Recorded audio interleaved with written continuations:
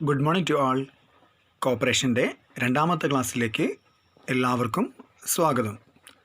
കഴിഞ്ഞ ക്ലാസ്സിൽ നമ്മൾ ചർച്ച ചെയ്ത് എന്താണ് കോഓപ്പറേറ്റീവ് ലോ എന്നുള്ളതായിരുന്നു അല്ലേ, legal environment for cooperatives.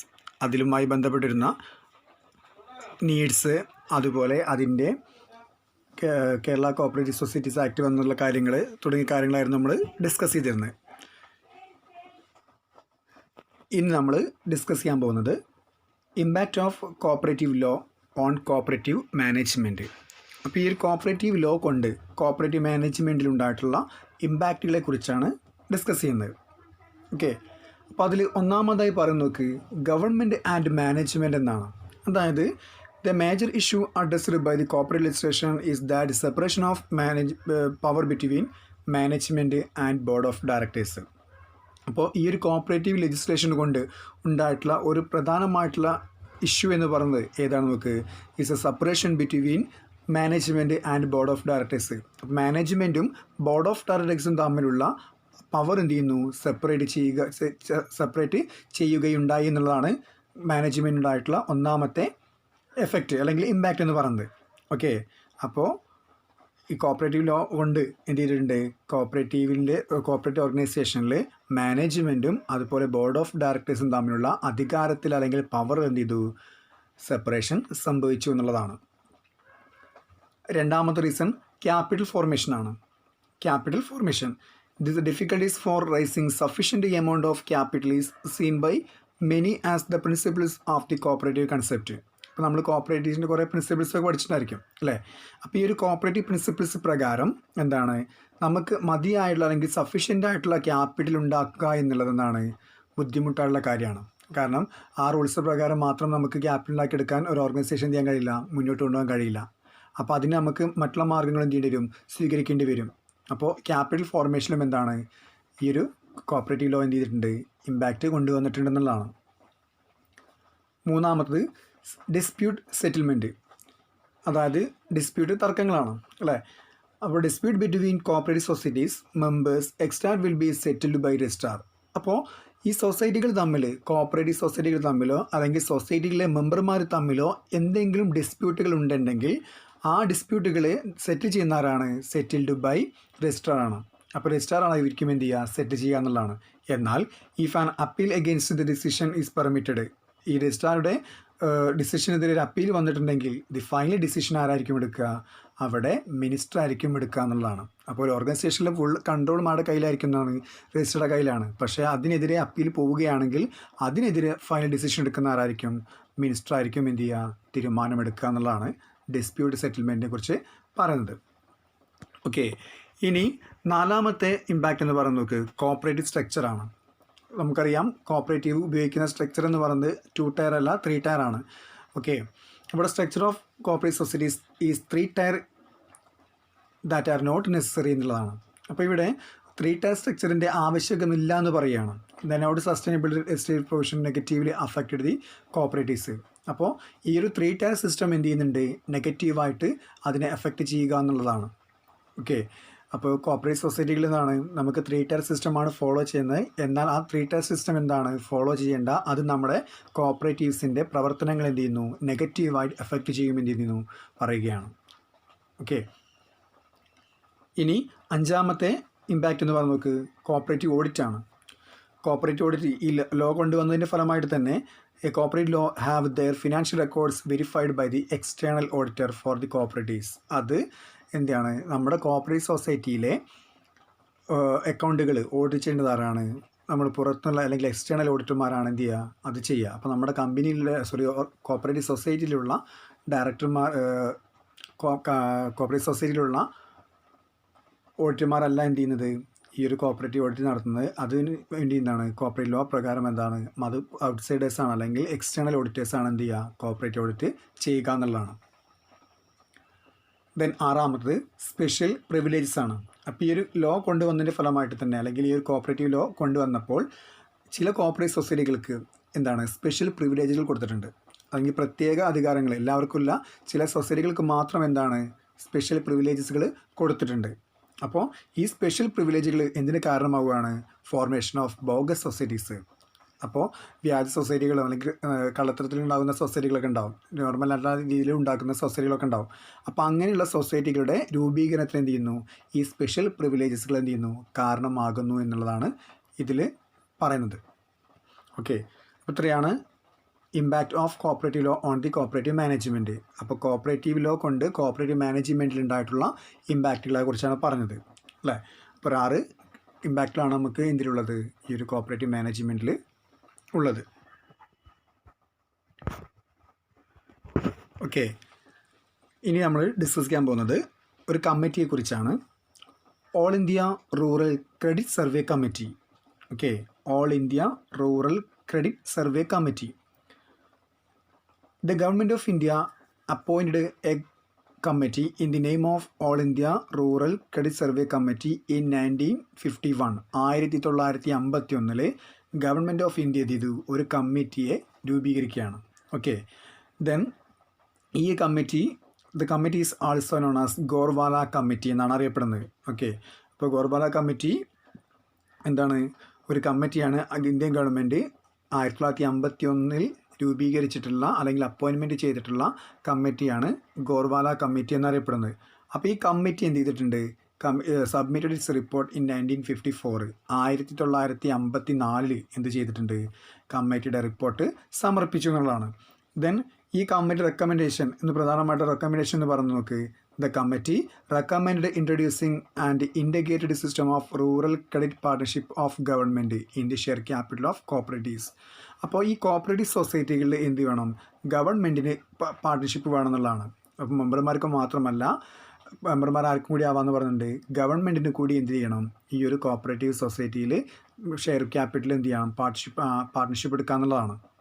Okay, also appointment of government nominees on the board of management. അപ്പോൾ ഈ ഗോർവാല കമ്മിറ്റിയുടെ ഒരു പ്രധാനമായിട്ടുള്ള റെക്കമെൻഡേഷൻ അല്ലെങ്കിൽ കമ്മിറ്റി രൂപീകരിച്ചതിൻ്റെ റെക്കമെൻഡേഷൻ എന്തായിരുന്നു, കോപ്പറേറ്റീവ് സൊസൈറ്റികളിൽ അവരുടെ ഷെയർ ക്യാപിറ്റൽ ആർക്ക് പാർട്ണർഷിപ്പ് കൊടുക്കണം, ഗവൺമെൻറ്റിന് പാർട്ണർഷിപ്പ് കൊടുക്കണം.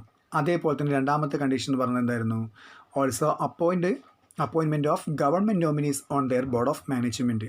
അപ്പോൾ കോപ്പറേറ്റീവ് സൊസൈറ്റിയുടെ ബോർഡ് ഓഫ് മാനേജ്മെൻറ്റിൽ അവർക്ക് എന്ത് ചെയ്യണം, ഗവൺമെൻറ് നോമിനികളെ അപ്പോയിൻമെൻറ്റ് ചെയ്യണമെന്നുള്ള 2 റെക്കമെൻഡേഷൻ ആര് പ്രൊവൈഡ് ചെയ്തിട്ടുണ്ട്, ഈ ഗോർവാല കമ്മിറ്റി റെക്കമെൻഡ് ചെയ്തിട്ടുണ്ട്.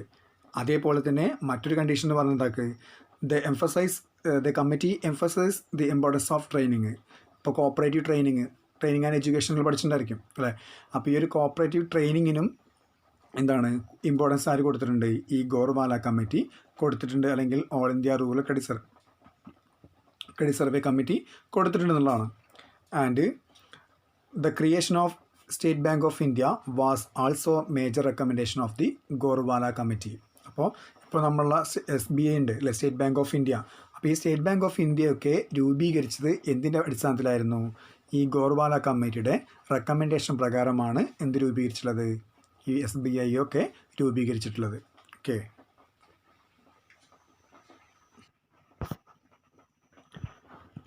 മറ്റൊരു കമ്മിറ്റിയാണ് CRAFICARD committee.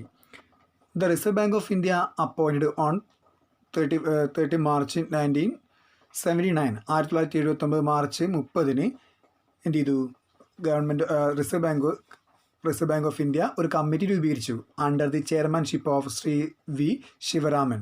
Okay, Shri V ശിവരാമൻ്റെ ചെയർമാൻ ആക്കിക്കൊണ്ട് 1979 March 30 Reserve Bank of India എന്ത് ചെയ്തു, ഒരു കമ്മിറ്റിയെ നിയോഗിച്ചു. എന്തിനു വേണ്ടിയാണ് നമുക്ക്, to review the arrangement for institutional credit for agricultural and rural development.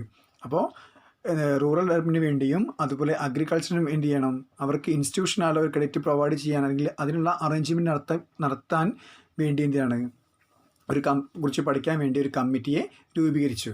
Okay, V ശിവരാമനെ ചെയർമാനാക്കിക്കൊണ്ട് 1979 റിസർവ് ബാങ്ക് ഓഫ് ഇന്ത്യ എന്ത് ചെയ്തു, ഒരു കമ്മിറ്റിയെ രൂപീകരിച്ചു. എന്തിനു വേണ്ടിയാണ്, to review the arrangement review ചെയ്യാൻ വേണ്ടിയാണ്. എന്തിനു വേണ്ടിയുള്ളതാണ്, institutional credit for agricultural and rural development. കർഷകർക്ക് ആവശ്യമായതും റൂറൽ ഡെവലപ്മെൻറ്റൊക്കെ ആവശ്യമായിട്ടുള്ള ഇൻസ്റ്റിറ്റ്യൂഷണൽ ക്രെഡിറ്റ് അറേഞ്ച് ചെയ്യാൻ വേണ്ടിയിട്ടുള്ളതാണ്. ഓക്കെ, അപ്പോൾ അതിനു വേണ്ടിയാണ് എന്ത് ചെയ്തത് ഗ്രാഫിക് കാർഡ് കമ്മിറ്റിയെ രൂപീകരിച്ചത്. ഇനി ആ ഗ്രാഫിക് കാർഡിൻ്റെ ഫുള്ള് ഇടയ്ക്ക് ചോദിക്കാറുണ്ട് അതിനെ എക്സ്പാൻഡ് ചെയ്യാനുള്ളത്. ഗ്രാഫിക് കാർഡ് എന്ന് വെച്ചാൽ committee of review the arrangement for institutional credit for agricultural and rural development. ഇതാണ് ഗ്രാഫിക് കാർഡിൻ്റെ expansion. Okay, committee review the arrangement for institutional credit for agricultural and rural development. Okay, ഈ ഒരു graphic card കമ്മിറ്റിയുടെ recommendation പ്രകാരമാണ് നമ്മൾ എന്ത് രൂപീകരിച്ചിട്ടുള്ളത്, NABARD രൂപീകരിച്ചിട്ടുള്ളത്. ഓക്കെ, അപ്പോൾ നബാർഡ് ഈസ് എ റെക്കമെൻഡേഷൻ ആണ് ആർതാണ് അല്ലേ, ആർതാണ് ഗ്രാഫിക് കാർഡ് കമ്മിറ്റിയുടെ റെക്കമെൻഡേഷൻ പ്രകാരമാണ് എന്ത് ചെയ്തിട്ടുള്ളത്, നബാർഡ് എസ്റ്റാബ്ലിഷ് ചെയ്തിട്ടുള്ളത്. Then the report of the committee is known as graphic card report. അപ്പോൾ അവരുടെ ഈ ഒരു റിപ്പോർട്ടിനെയാണ് നമ്മൾ ഗ്രാഫിക് കാർഡ് റിപ്പോർട്ട് എന്ന് പറയുന്നത്. അപ്പോൾ ഇതോടുകൂടി ഈ ഒരു ചാപ്റ്റർ, ഒന്നാമത്തെ ചാപ്റ്റർ ആയിട്ടുള്ള കോപ്പറേറ്റീവ് മൂവ്മെൻറ്റ് അല്ലേ, കോപ്പറേറ്റീവ് മൂവ്മെൻറ്റ് ഇൻ ഇന്ത്യ എന്നുള്ളൊരു ചാപ്റ്റർ ബ്രീഫ് ഹിസ്റ്ററി ഇതോടുകൂടി തീരുകയാണ്.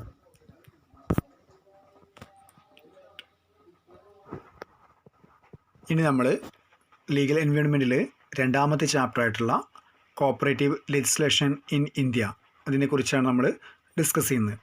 ഈ ഒരു ചാപ്റ്ററിൽ പ്രധാനമായിട്ടും ഉൾക്കൊള്ളുന്നത് കുറച്ച് നിയമങ്ങളാണ്. ഇന്ത്യൻ കോപ്പറേറ്റീവ് മേഖലയിൽ വന്നിട്ടുള്ള കുറച്ച് നിയമങ്ങളെക്കുറിച്ചാണ് നമ്മൾ ഈ ഒരു ചാപ്റ്ററിൽ നമ്മൾ ഡിസ്കസ് ചെയ്യുന്നത്. അതിൽ ഒന്നാമത്തെ act cooperative credit societies act 1904, 1904 cooperative credit societies act. അപ്പോൾ British government appointed a commission in 1901 under the chairmanship of Edward Law. അപ്പോൾ 1901 ബ്രിട്ടീഷ് ഗവൺമെൻറ് ചെയ്തു, എഡ്വേർഡ് ലോനെ ചെയർമാൻ ആക്കിക്കൊണ്ട് ഒരു കമ്മിറ്റി രൂപീകരിച്ചു.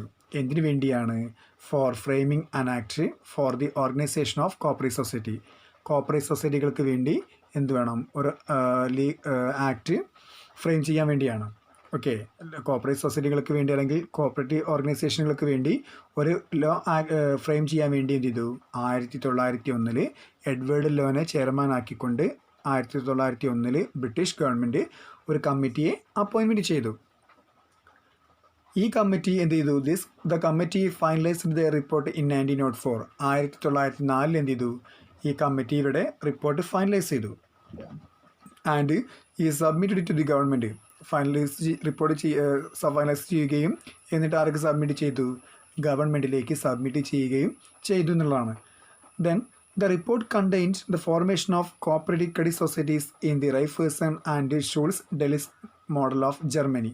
അപ്പോൾ അല്ലെങ്കിൽ ഈ കമ്മീഷൻ്റെ റെക്കമെൻഡേഷൻ പ്രകാരം എന്തായിരുന്നു, ഇന്ത്യയിൽ കോപ്പറേറ്റീവ് സൊസൈറ്റി രൂപീകരിക്കണം. ഏത് മോഡലാണ്, ജർമ്മനിയിലുള്ള ഷൂൾസ് ഡെലിഷിൻ്റെയും അതുപോലെ റൈഫേഴ്സൺ ടൈപ്പ് ഓഫ് കോപ്പറേറ്റീവ് സൊസൈറ്റി എന്ത് ചെയ്യണം, ഇന്ത്യയിൽ രൂപീകരിക്കണമെന്നുള്ള കണ്ടീഷൻ ആര് റെക്കമെൻഡ് ചെയ്തിട്ടുണ്ട്, ഈ എഡ്വേർഡ് ലോൻ്റെ പ്രകാരം ചെയ്തിട്ടുണ്ട്. ഓക്കെ, അപ്പോൾ report contain the formation of credit cooperative societies in the Raiffeisen and Schulze Delitzsch model of Germany. Germany രണ്ട് കോപ്പറേറ്റീവ്സ് ആണ്, ഷൂൾസും അതുപോലെ റൈഫേഴ്സണും. അപ്പോൾ അവരുണ്ടാക്കിയ കോപ്പറേറ്റീവ് സൊസൈറ്റി മോഡൽ എവിടെയും രൂപീകരിക്കണം, ഇന്ത്യയിൽ രൂപീകരിക്കണമെന്ന് അവർ റെക്കമെൻഡ് ചെയ്തു എന്നുള്ളതാണ്. Then the cooperative societies bill based on these recommendation of the committee was enacted in 25 March 1904. അങ്ങനെ എന്ത് ചെയ്തു, ഈ റെക്കമെൻഡേഷൻ്റെ അടിസ്ഥാനത്തിൽ, കമ്മിറ്റിയുടെ റെക്കമെൻഡേഷൻ്റെ അടിസ്ഥാനത്തിൽ 1904 മാർച്ച് 25 എന്തു, ഒരു കോപ്പറേറ്റീവ് ബില്ല് പാസ്സാക്കി. Then the government accepted the recommendation and finally pass with first cooperative credit societies act. അങ്ങനെ എന്ത് ചെയ്തു, നമ്മൾ ആദ്യത്തെ കോപ്പറേറ്റീവ് സൊസൈറ്റീസ് ആക്ട് എന്ത് ചെയ്തു, നിലവിൽ വന്നു. അപ്പോൾ ഇന്ത്യയിലെ ആദ്യത്തെ കോപ്പറേറ്റീവ് സൊസൈറ്റി ആക്ട് എന്ന് പറയുന്നത് 1904 ആക്റ്റാണ്. ഏറ്റവും ഇമ്പോർട്ടൻ്റ് ആയിട്ടുള്ള ആക്റ്റാണ് 1904 ആക്ട്. ഇനി ഇതിൻ്റെ features and provisions of 1904 act. നമ്മൾ ഒന്നാമത്തെ ആക്ട് പറഞ്ഞു, ഈ ഒന്നാമത്തെ ആക്ടിൻ്റെ ഫീച്ചേഴ്സാണ് അല്ലെങ്കിൽ അതിൽ വരുന്ന പ്രൊവിഷൻസ് എന്തൊക്കെയാണെന്നുള്ളതാണ്.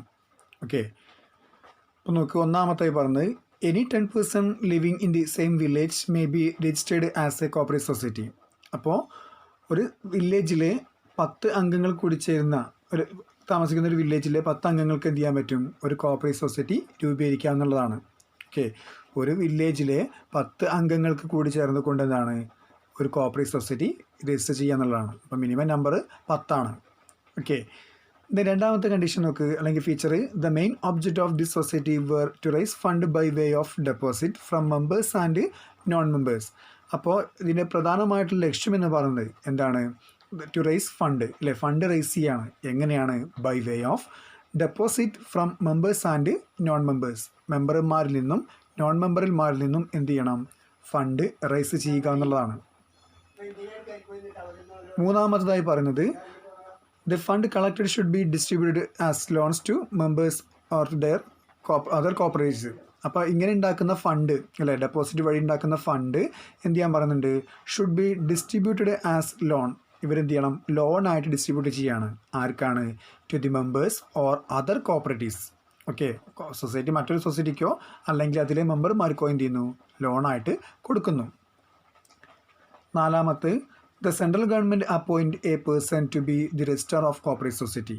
ഇനി എന്ത് ചെയ്യുന്നുണ്ട്? സെൻട്രൽ ഗവൺമെൻറ് ഒരു വ്യക്തിയെ എന്ത് ചെയ്യുന്നു? അപ്പോയിൻമെൻറ്റ് ചെയ്യുന്നു. ആരായിട്ടാണ്? രജിസ്ട്രാർ ഓഫ് കോപ്പറേറ്റീവ് സൊസൈറ്റി ആയിട്ട് ഒരു വ്യക്തിയെയും എന്ത് ചെയ്യുന്നു? അപ്പോയിൻമെൻറ്റ് ചെയ്യുന്നു. അഞ്ചാമത്തെ, the organisation and control of cooperative society in each province under charge of registrar of cooperative society. അപ്പോൾ ഒരു കോപ്പറേറ്റീവ് സൊസൈറ്റിയുടെ കൺട്രോളും ഓർഗനൈസേഷനും ഓരോ പ്രവിശ്യയിലും, നാട്ടുരാജ്യങ്ങളാണ്, അല്ലേ, പ്രവിശ്യകളാണ്. അപ്പോൾ ഓരോ പ്രവിശ്യകളിലെയും കോപ്പറേറ്റീവ് സൊസൈറ്റികളുടെ കൺട്രോളും ഓർഗനൈസേഷനും അല്ലെങ്കിൽ നിയന്ത്രണവും അതിൻ്റെ സംഘടനവും ആറ് കൺട്രിയിലാണെന്ന് പറയുന്നുണ്ട്? Under the charge of registrar of cooperative society. അദ്ദേഹത്തിൻ്റെ കീഴിലായിരിക്കും. ആറാമതായി പറയുന്നത്, the annual audit of accounts of every society by registrar of cooperative society. അപ്പോൾ കമ്പനിയുടെ കോപ്പറേറ്റീവ് സൊസൈറ്റിയുടെ എല്ലാ ആനുവൽ ഓഡിറ്റും ആര് കണ്ടക്ട് ചെയ്യാൻ പറയുന്നുണ്ട്? രജിസ്ട്രാറാണ് എന്ത് ചെയ്യുന്നത്? ഓഡിറ്റ് ചെയ്യുന്നത്. Free charge was made compulsory. സൗജന്യമായിട്ട് അല്ലെങ്കിൽ ഫ്രീ ആയിട്ട് എന്ത് ചെയ്യണം? രജിസ്ട്രാർ കോപ്പറേറ്റീവ് സൊസൈറ്റിയുടെ ആനുവൽ ഓഡിറ്റ് കണ്ടക്ട് ചെയ്യണം എന്നുള്ളതാണ്. ദെൻ ഈ ഒരു ആക്ട് പ്രകാരം നമ്മൾ ഏഴാമത്തെ ഫീച്ചറായി പറഞ്ഞു നോക്ക്, സൊസൈറ്റീസ് വെർ ക്ലാസിഫൈഡ് ഇൻറ്റു 2. അപ്പോൾ 1904 ആക്ട് പ്രകാരം കോപ്പറേറ്റീവ് സൊസൈറ്റികളെ നമ്മൾ രണ്ടായിട്ട് എന്ത് ചെയ്തു? ക്ലാസിഫൈ ചെയ്യുകയാണ്. ഒന്ന് റൂറൽ സൊസൈറ്റി എന്നും രണ്ടാമത്തത് അർബൻ സൊസൈറ്റിയും എന്ത് ചെയ്യുന്നു? തരംതിരിക്കുകയാണ്. ഓക്കെ, റൂറൽ സൊസൈറ്റിയും അർബൻ സൊസൈറ്റിയും. Then rural society having 4/5 members are agriculturist. Rural സൊസൈറ്റിയിൽ മൊത്തം അംഗസംഖ്യയിൽ 4 പേര് എങ്ങനെ ആയിരിക്കണം? അവർ അഗ്രികൾച്ചറിസ്റ്റ് ആയിരിക്കണം, കർഷകരായിരിക്കണം. ഓക്കെ, ദെൻ വേറെ urban society 4/5 members R non agriculturist. Urban സൊസൈറ്റിയിൽ 4/5 എന്ന് പറഞ്ഞ് ആരായിരിക്കണം എന്ന് പറഞ്ഞിട്ടുണ്ട്? നോൺ അഗ്രികൾച്ചറിസ്റ്റ് മെമ്പർമാർ കൂടി ആയിരിക്കണം. ഓക്കെ, എട്ടാമത്തെ ഫീച്ചർ എന്ന് പറയുന്നത്, the liability of rural society was to be unlimited and urban society was limited or unlimited. അപ്പോൾ റൂറൽ സൊസൈറ്റിയുടെ ബാധ്യത അല്ലെങ്കിൽ ലയബിലിറ്റി എന്ന് പറഞ്ഞ ഏതാണ്? അൺലിമിറ്റഡ് ആണ്. എന്നാൽ അർബൻ സൊസൈറ്റിയുടെ ആണെങ്കിൽ ലിമിറ്റഡ് ഓർ അൺലിമിറ്റഡ് ആക്കാമെന്നുള്ളത് കണ്ടീഷനാണ്. അടുത്ത് നോക്ക്, societies registered under the cooperative societies act were exempted from the payment under stamp act, registration act and income tax act. അപ്പോൾ ഇങ്ങനെ രജിസ്റ്റർ ചെയ്തിട്ടുള്ള സൊസൈറ്റികളിൽ എന്താണ് നമുക്ക് എക്സംഷൻ കിട്ടുകയാണ്. ഏതിൻ്റെ കേസിലാണ്? Stamp act, registration act, income tax act, ഇവയിൽ നിന്നൊക്കെ നമുക്ക് എന്ത് ചെയ്യും? എക്സംഷൻ കിട്ടും എന്നുള്ളതാണ്. പത്താമതായി പറയുന്നത്, the area of operation of the cities was very limited and small. Okay, area of operation of the societies was very limited and small എന്നാണ് പറയുന്നത്. The next one, there was no provision for the distribution of net profit in the rural societies. It should be carried over to the reserve fund. ഇവിടെ എന്താ ഉദ്ദേശിക്കുന്നത്? അപ്പോൾ rural സൊസൈറ്റിയിലെ net പ്രോഫിറ്റുമായി ബന്ധപ്പെട്ടുള്ള ഒരു കാര്യം എന്ത് ചെയ്തില്ല? അവർ പറഞ്ഞിട്ടില്ല എന്നുള്ളതാണ്, കണ്ടീഷനിലില്ല. And it should be carried over to the reserve fund. അപ്പോൾ സൊസൈറ്റിയിൽ ലഭിക്കുന്ന മുഴുവൻ നെറ്റ് പ്രോഫിറ്റും എന്ത് ചെയ്യണം? റിസർവ് ഫണ്ടിലേക്ക് ട്രാൻസ്ഫർ ചെയ്യണം എന്നുള്ളതാണ്. Then in urban societies, dividend was payable on the basis of net profit on the basis of share capital of the society. ഇനി എന്ത് ചെയ്യണം, അർബൻ സൊസൈറ്റിയിലാണെങ്കിൽ ഡിവിഡൻഡ് വാസ് പേബിൾ അല്ലേ, on the base of share capital of the society. അപ്പോൾ സൊസൈറ്റിയിലെ share ക്യാപിറ്റലിൻ്റെ അടിസ്ഥാനത്തിൽ അല്ലെങ്കിൽ അവിടുത്തെ ഷെയറിൻ്റെ അടിസ്ഥാനത്തിൽ എന്ത് ചെയ്യുന്നു, ഡിവിഡൻഡ് പ്രൊവൈഡ് ചെയ്യുന്നു എന്നുള്ളതാണ്. Loans are given only to the members on real securities. അപ്പോൾ സൊസൈറ്റി മെമ്പർമാരുണ്ടായിരിക്കും അല്ലേ, അപ്പോൾ ആ മെമ്പർമാർക്ക് എന്ത് ചെയ്യുന്നുണ്ട്, ലോണ് കൊടുക്കുന്നുണ്ട്. അതും എങ്ങനെയാണ്, ഓൺ ദി ബേസിസ് അല്ലെങ്കിൽ ഓൺ ദി റിയൽ സെക്യൂരിറ്റിയാണ്. അപ്പോൾ ഒരു റിയൽ ആയിട്ടുള്ള സെക്യൂരിറ്റി, ലാൻഡോ അല്ലെങ്കിൽ മറ്റേതൊരു മോർട്ട്ഗേജ് ഒക്കെ വെച്ചുകൊണ്ട് മാത്രമേ എന്ത് ചെയ്യുള്ളൂ, സെക്യൂരിറ്റി വെച്ചുകൊണ്ട് മാത്രമേ ലോൺസുകൾ പ്രൊവൈഡ് ചെയ്യാറുള്ളൂ. And last one, the wide powers are given to the registrar appointed in each province for control and supervision of the society. ഇനി ഇവിടെ നിന്നാണ് വൈഡ് പവേഴ്സ് നൽകിയിരുന്നതാണ്. ആർക്കാണ്, given to the registrar appointed in each province. ഓരോ പ്രവിശ്യകളിലേക്കും രജിസ്ട്രാറെ appoint ചെയ്യാനുള്ള അധികാരം ആർക്ക് നൽകിയിട്ടുണ്ട്, for control and supervision of the society. അപ്പോൾ സൊസൈറ്റിയുടെ കൺട്രോളിങ്ങിനും സൂപ്പർവിഷനും വേണ്ടിയിട്ട് എന്താണ്, ഓരോ പ്രവിശ്യയിലെയും രജിസ്ട്രാർക്ക് എന്ത് ചെയ്തിട്ടുണ്ട്, അതിനുള്ള വൈഡ് പവേഴ്സ് നൽകിയിട്ടുണ്ട്. ഇത്രയാണ് 1904 ആക്ടിൻ്റെ ഫീച്ചേഴ്സായിട്ട് പറയുന്നത്, ഫീച്ചേഴ്സ് ഓർ പ്രൊവിഷൻസ്. ഓക്കെ.